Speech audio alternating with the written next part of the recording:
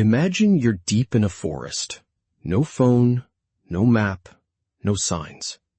Every tree looks the same. How do you get home? For nearly all of human history, this wasn't a nightmare scenario.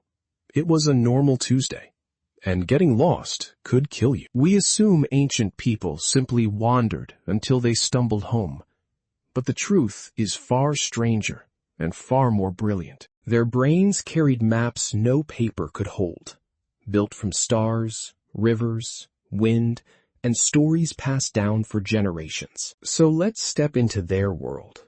What actually happened when an ancient human realized they had lost their way? First, understand this. Our ancestors rarely traveled without purpose. Every journey followed water, herds, or seasonal food. The land wasn't empty to them. It was covered in invisible signposts. Only a trained eye could read. A leaning boulder, a scarred tree, a distinctive ridge. To us, background scenery. To them, directions. Children learned these landmarks the way we learn street names, memorizing the shape of their entire world. But what if you traveled beyond the familiar? Beyond the hills you knew by heart? This is where the danger began. The moment of getting lost feels the same across all of time. A cold jolt when nothing looks right anymore. Modern research shows disoriented people don't walk straight. Without landmarks, we walk in slow, unknowing circles. Our ancient ancestors knew this instinctively. So their very first response to being lost was to stop and think. Panic wasted energy and clouded memory. The survivors were the ones who paused, breathed, and read the sky. The sun was their oldest compass, rising east, setting west, arcing predictably across the roof of the world. By tracking the sun's angle and the length of their shadow, they could hold a steady direction for miles. But the sun sets, and that's when the real navigators looked up at something far more ancient. The stars. The night sky was a slow spinning wheel, and certain stars stayed almost perfectly fixed above the horizon. Find that unmoving star, and you've found true north. A lighthouse burning in the dark for thousands of years. Coastal peoples read the ocean itself, memorizing wave patterns bouncing off islands far beyond sight. Some navigators could feel the swell of the sea against their bodies, sensing land they could not yet see. But most humans lived on land, and land offered its own quiet language for those who learned to listen. Moss grew thicker on shaded sides.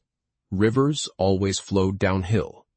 Animal trails led reliably to water. Follow the water, and eventually you'd reach a larger river. Follow that, and you'd often find other people. This was the golden rule of the lost. When uncertain, descend, and let gravity and water guide you home. Now here's where it gets truly remarkable. Their most powerful map wasn't in the sky. It was in their stories. Around fires, elders sang of journeys, encoding directions, distances, and dangers into rhythm and rhyme. A song about a hero crossing 3 rivers wasn't just a tale.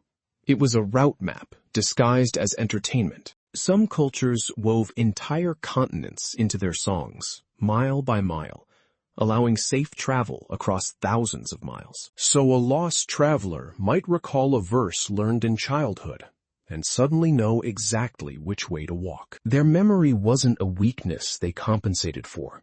It was a superpower we've almost completely lost. Studies of modern hunter-gatherers reveal they can point accurately toward home from anywhere, without thinking. Their brains run a constant background calculation of every turn, distance, and direction they've traveled. Scientists call it dead reckoning, and our ancestors ran it so smoothly they never noticed they were doing it. But what happened when the tricks failed? When clouds hid the stars and the land was truly unknown? Then survival became a waiting game. Find shelter, conserve heat, and stay put until the sky cleared again. Wandering blindly in the dark meant walking off cliffs or into predators. Patience was itself a navigation skill. By morning, the sun returned, The shadows reappeared, and the lost traveler could reset their inner compass. There were also social safety nets. Being lost was often a group problem, not a lonely one. Bands left signals for each other. Stacked stones, broken branches, ashes marking a path already traveled. Smoke from a fire could be seen for miles.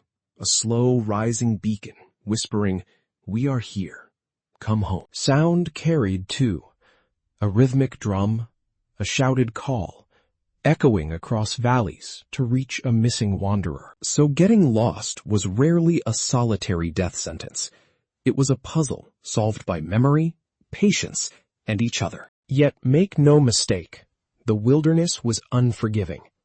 Not everyone who wandered off ever found their way back. This constant risk shaped how humans lived, clustering near reliable rivers, coasts, and remembered routes. Our fear of getting lost is ancient.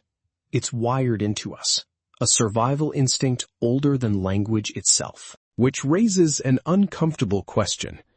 If they were so skilled, what has happened to us? We've outsourced our sense of direction to devices, and studies show the navigation parts of our brains are shrinking. Many of us couldn't find our way home from an unfamiliar town without a screen guiding every single turn. The skill our ancestors relied on daily has become, for most of us, a fragile and fading memory. But here's the hopeful part.